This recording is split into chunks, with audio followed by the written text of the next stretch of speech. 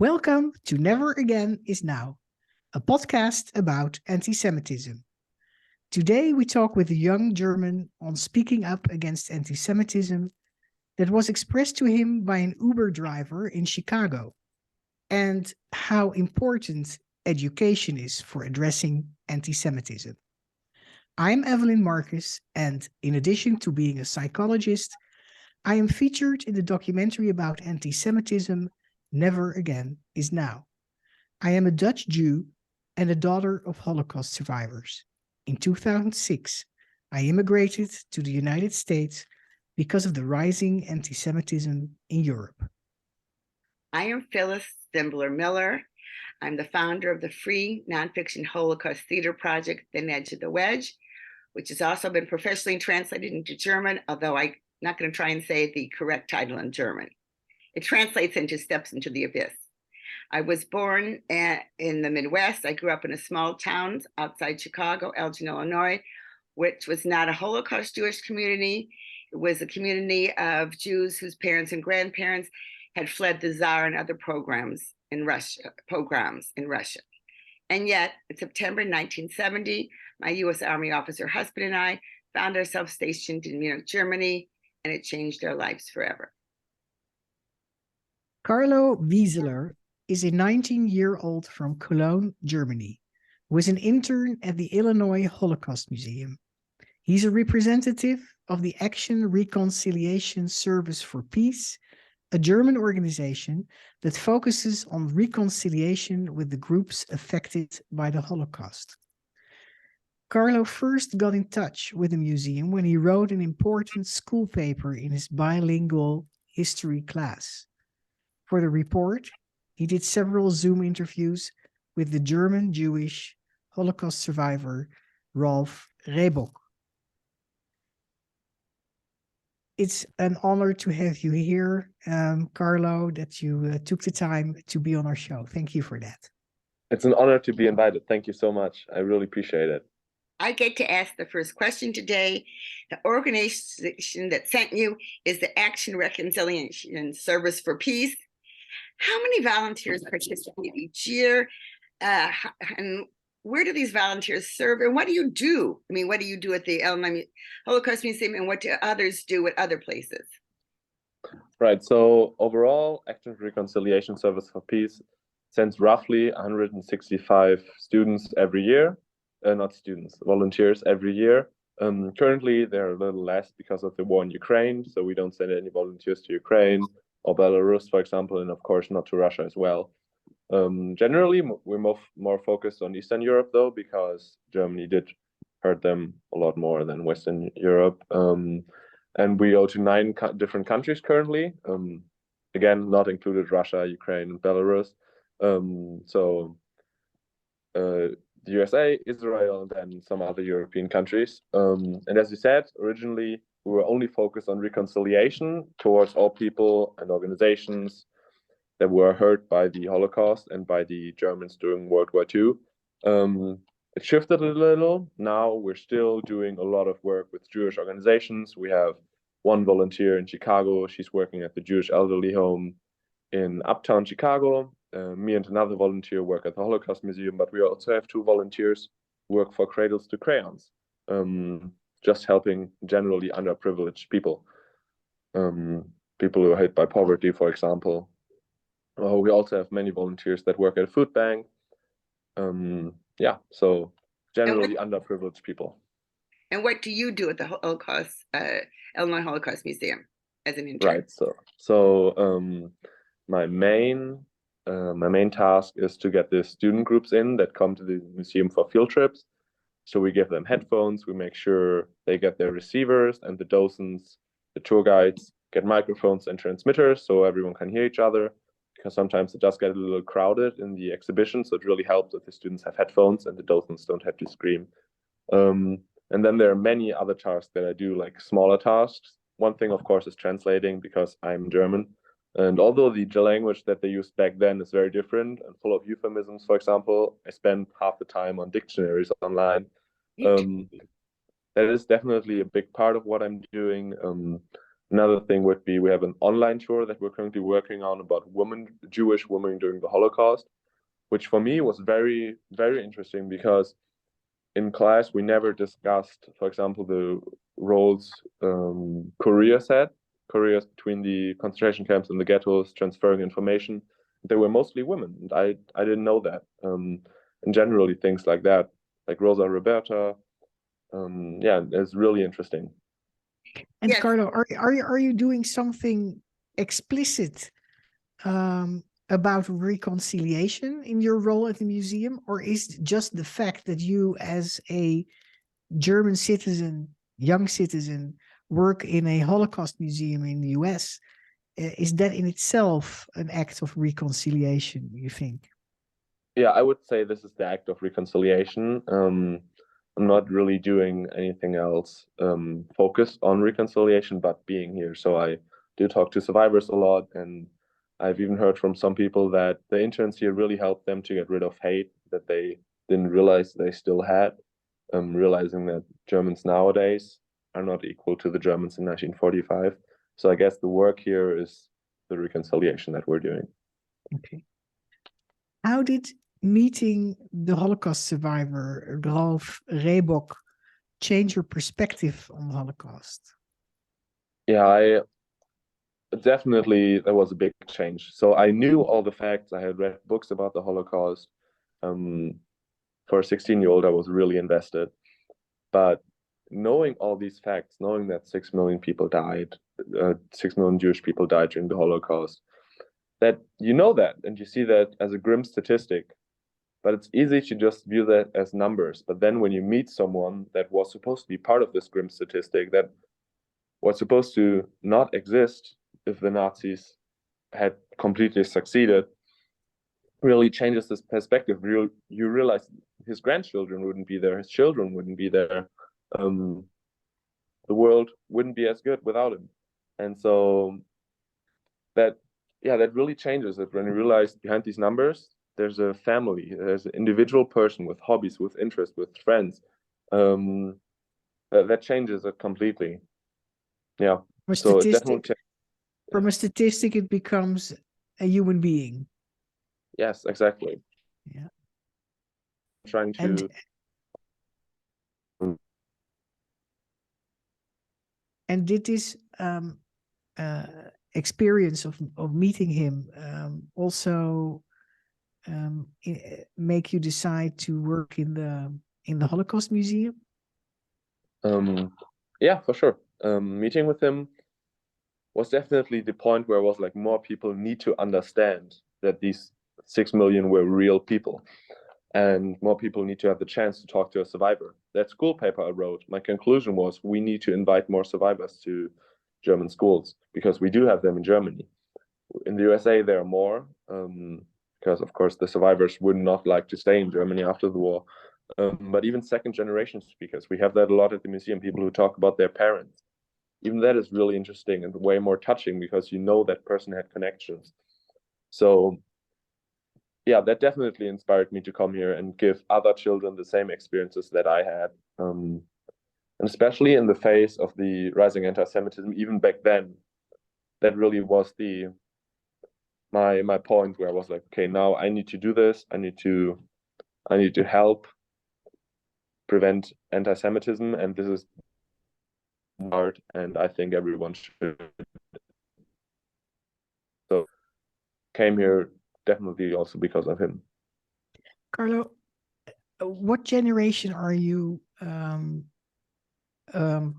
after the generation of Germans that were active during World War II? So my great grandfather was active during World War II, so I would think I'm third generation after the war generation. So my great grandfather was born in 1901. My grandfather was born in 1941, and my other grandpa 1933. So I would think third generation. Do you feel personally connected to that history where your great grandfather was part of? So I feel like that is a very difficult question because I have to state before that my great-grandfather was a very active Nazi. He was a member of the NSDAP. He was a member of the Reichstag from 33 to 45. He was the mayor of a small German town, then a rather big Polish town. I'm sure I will butcher the name, but Sebastian, I would pronounce it, with about 100,000 inhabitants. He operated a forced labor camp and a police prison there. And yeah, the labor camp, of course, the circumstances were not great at all. It was liquidated in 43, and the prisoners were sent to Auschwitz. So I do have very big family history in that perspective. I really only found out about it here at the Holocaust Museum because that's when I started digging and I looked into archives, and people online were incredibly kind to me looking into archives for me, archives that were not digitalized yet. And then I found more and more out about it. And to be completely honest, researching at first felt a little bit like researching a foreign person that I wouldn't know, no connection had.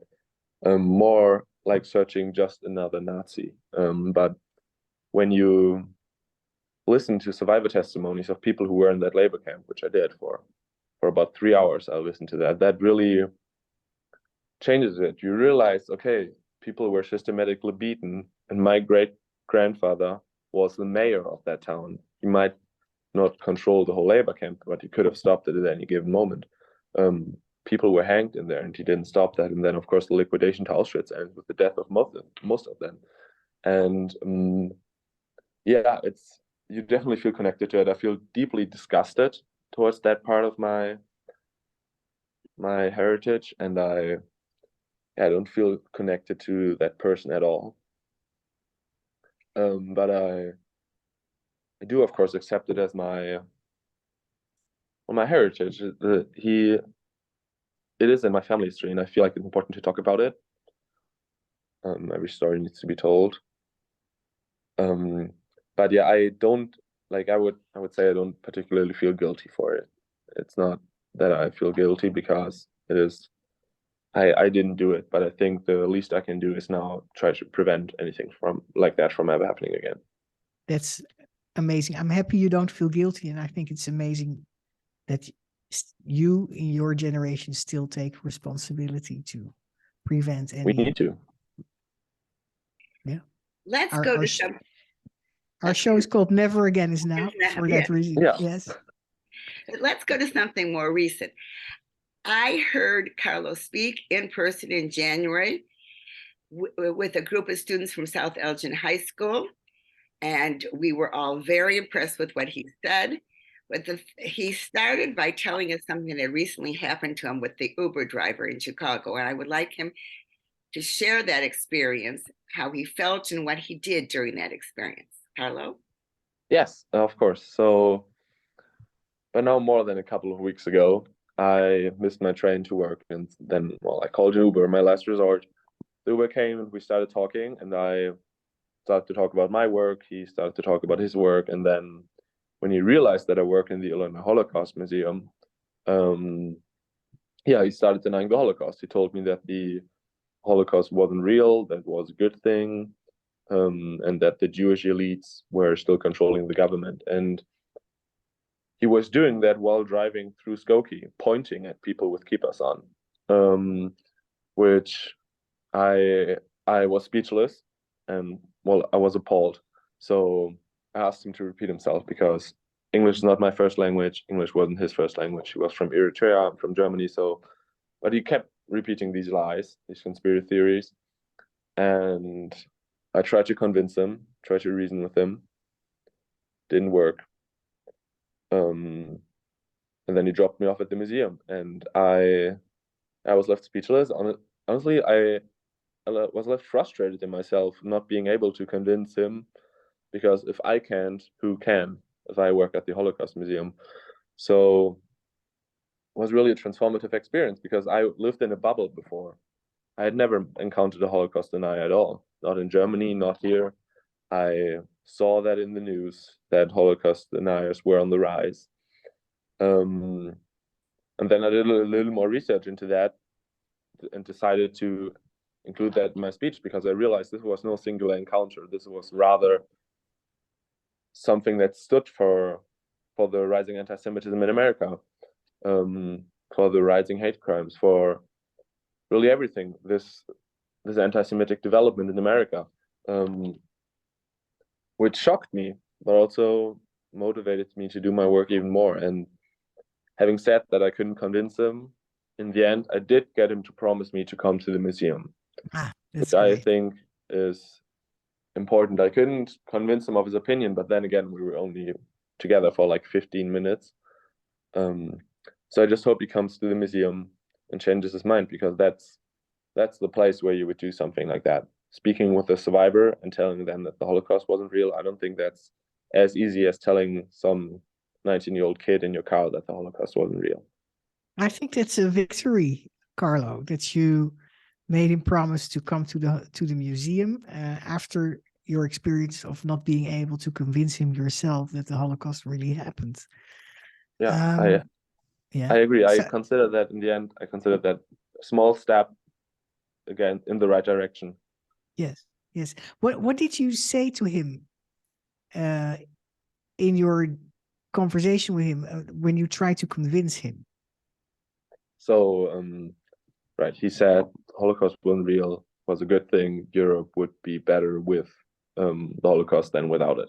And then I asked him to repeat himself. He did, and then I told him about the atrocities that happened. I mentioned the Sonderkommandos.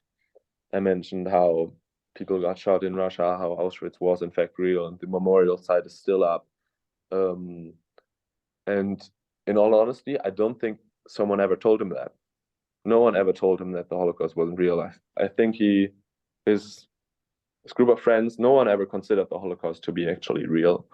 And so he didn't really know what to answer, what to reply to me saying these things, to me saying that there are a picture of starving people inside the museum. If he wants to see that, if he wants to see this cruelty, he should come.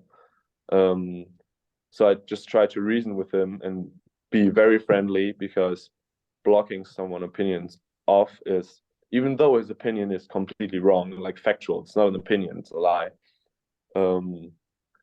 I can't tell him that, because then the fronts, like we can't have a discussion. So try to reason with him. And yeah, in the end, he did tell me he would come to the museum, which I think is the most we can do. I can't convince someone to change his complete view on history in 20 minutes.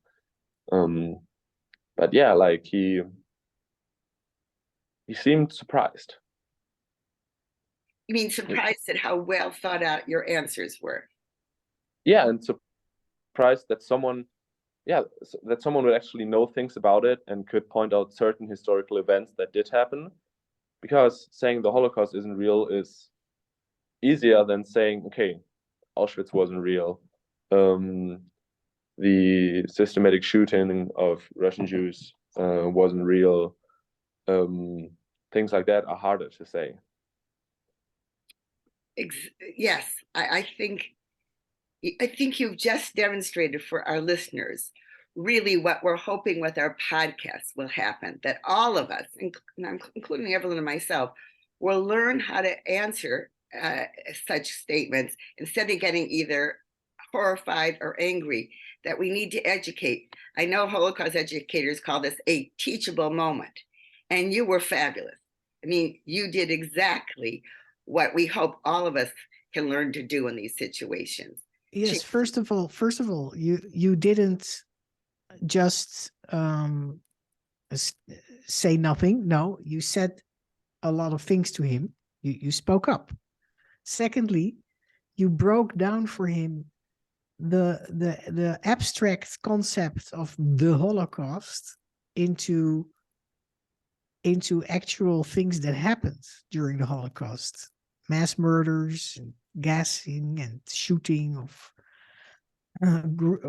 masses of people in mass graves.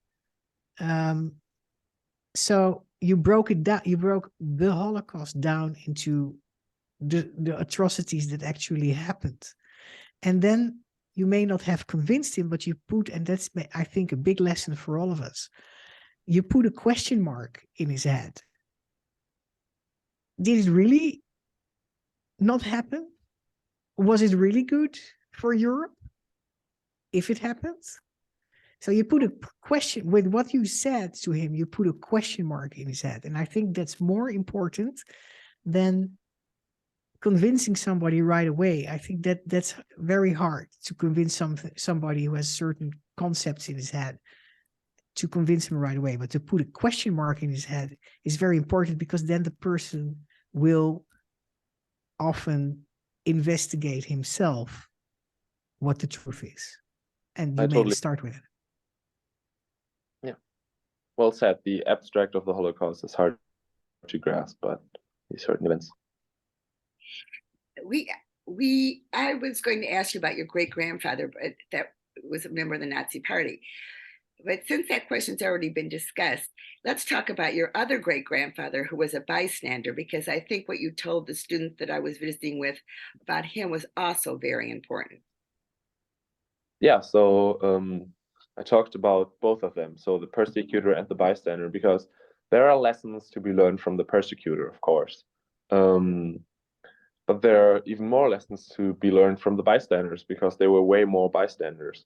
So my great-grandfather, the bystander, was a devout Catholic, so he didn't vote for the NSDAP. Now, I can't and won't say that he was or wasn't an anti-Semite. I wouldn't know, but he voted the Center Party because of his religion. And then he was able to be a bystander because he had a heart defect, so he wasn't drafted into the war. He was exempted. And so his bystanding started in, I would say, in 1923 with the beer hall putsch of Hitler. And he was about 16 back then, so not much he could have done. Well, he could have said something for sure. There's always something to be said. I'm only 19. I'm 3 years older than him, and I can still say something to that court. And then he grew up. My struggle was published. The Nazis gained more and more popularity. In 1933, of course, Hitler assumed power. And my grandfather didn't do anything during that time at all, despite technically his Catholic values telling him otherwise, right? And then again, the Old Testament is the Torah. They have the two religions have so much in common. So I really think it's wrong here to blame the Catholic faith. I think it's the fault of my great-grandfather alone to not stand up against these injustices. And then this went on and on. And in 1938, the Night of Broken Glass, of course, which I definitely marked the point where ignorance is no excuse anymore. He could, even if he was not political at all, this is the point where he would have noticed. This is the point where he would have noticed that shops were broken in, Jews were taken away and imprisoned. So, and in 1938, of course, he didn't do anything either. And then in 1942, which for me would be the point where I would have said something, an acquaintance of his, a Jewish woman named Miss Kröning, was deported. She was taken from her home. She just disappeared. And he told that to his son, my grandfather, who told me about it, which I think is the point where someone would have noticed something. But again, he didn't stand up. He didn't do anything. In 1945, he was drafted with a Volkssturm, where everyone was drafted. Oh, near the end of the war. Yeah, but he left at 8 a.m., was supposed to enlist in Hagen, which was a city close by. He was born in Essen. And then on the way there, he decided he wouldn't want to sacrifice himself. He went back home, was home at 5 p.m. the same day, and then just waited out the rest of the war. But I think the lessons that are to be learned here are very important. So my great-grandfather never enjoyed any higher education. He went to school until he was 13 and then went to trade school, did an apprenticeship, and became a painter. So he had no biology, no ethnic studies, no history class, and no politics either. And so he wouldn't notice the signs of the dictatorship building. And if which great-grandfather? Are you talking about the Nazi now? I'm talking about the bystander. Okay, okay. Yeah, they both didn't enjoy higher education. Great, that's what I heard you say. That's why I was confused. Yeah, that's a common theme. So my the Nazi grandfather didn't enjoy higher education, and bystander, they both didn't, which both prevented them from seeing through the lies of the Nazis and saying something. My great-grandfather, the Nazi one, was sucked in by these lies. My other great-grandfather was only kept from being sucked into these lies because of his faith. So again, the lesson to be learned here is education is extremely important. And the Nazis knew that. They burned books from non-Nazi authors. They burned books from Jewish authors, from every free-thinking author. So this really proves the point. Education is really important. Both my great-grandparents ended school at 13. So if they would have went to school, learned politics, or went to a history museum like the Holocaust Museum, they would have known what to do and how a dictatorship builds up and things like that. Adding to that point, one more thing: the UNESCO determined education to be the #1 weapon against anti-Semitism in its member states, which just proves the point. Education is really important. And then the other main lesson that I want to touch on is the silent majority needs to be louder than the loud extremes and the loud minorities. In that case, my great-grandfather was part of the majority. In 1933, 40% of the Germans voted for the Nazi parties. That was not the total majority. And by then, you couldn't even vote for every politician anymore, because back then politicians were already killed. And the NSDAP was committing borderline voter fraud by intimidating voters with the SR and the SS later on. So, right, the silent majority needs to speak out and say something. And they need to say something early, because when the Jewish acquaintance disappeared, Miss Kröing, in 1942, that was too late to speak out.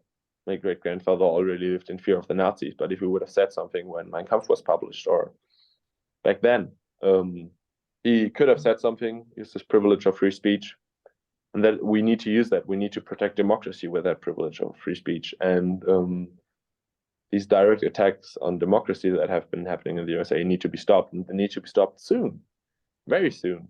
Because if we don't, then we're in danger of repeating history. Are you worried about free speech in the Western world? Yeah. So if we look at more and more countries in the EU, for example, in the EU, Hungary, Turkey is not in the EU, but things like that, where I'm scared that free speech is getting more and more suppressed. And even in the USA, like with all the fake news going around, journalists are not necessarily getting arrested, but their good research gets pushed away by lies and conspiracy theories. Many people here use the saying, like, there's no bad publicity. So they'll just publish more and more lies as long as they stay in the news and stay relevant, which I think is an extremely concerning development. But it is free speech. Yeah, right. But it suppresses the other people that voice their opinion too, by just talking louder than them and not allowing other people to really make use of their free speech. Yeah, we see that a lot. They use their free speech to suppress the free Yes. speech of others. Yes. I think you could say that again. They use their free speech to suppress the free speech of others. And I think that's very much true of what's happening today. Yes. So it's very well said. Evelyn, do you have one more question before I give Karlo his last chance? No, I don't. Okay. We've covered some amazing material. Karlo, you've been fabulous, just as fabulous as you were. I have to say that when we heard him speak at the museum, one of the students said, how often have you spoken? He said, oh, this is my second time. The first time was the day before. The students were just blown away because they couldn't believe how well spoken. First, they admired your English, but what you said and the maturity level. And I thank you so much for sharing it. But you do get last words if there's something you would like to say that we didn't cover. Yeah, one more thing. First of all, you're being too kind. Thank you so much. Really kind of you to say that. And then one more thing that I I wanted to mention that's really close to my heart, that I always mention in my speech, is the rising number of anti-Semitic hate crimes in the USA. Like for the last 7 years, even during the pandemic, when people were not allowed to go outside, they rose. And I just want to say that that fight against anti-Semitism, against the number of anti-Semitic hate crimes, is an intersectional fight, meaning that the number of total hate crimes always rise with the number of anti-Semitic hate crimes. And if we allow these anti-Semitic hate crimes in our society, if we allow anti-Semitism in our society, that is the first step to allowing hate in general in our society. I think that's really important that more people understand that. If we look at historical societies, if they allowed anti-Semitism, it was just a matter of time until they allowed hate against all others. The Third Reich is a great example for that. They allowed hate against Jews, and then they allowed hate against every other political thinking person in the end, and then against a lot more races. So I think it's really important that we understand that we need to fight anti-Semitism together. And even if you're not Jewish, it's just a matter of time until it affects you if you don't help fighting anti-Semitism. Yeah. Excellent, excellent ending. I thank you so much, Karlo, and thank our listeners for listening. And for those of you who have not yet seen Evelyn's documentary, Never Again Is Now, you can see it on Amazon and YouTube, and it directly addresses what we've been talking about today, so it would be a really good follow-up. For those of you who want to know more about my play, Thin Edge of the Wedge, go to thinedgeofthewedge.com. It's first-hand accounts of survivors and saviors. And the concept is that if you don't say anything, that the wedge becomes so big that it is too late to stop it. So please, as we end every episode, we say, without putting yourself in physical harm, speak up against anti-Semitism and all hate.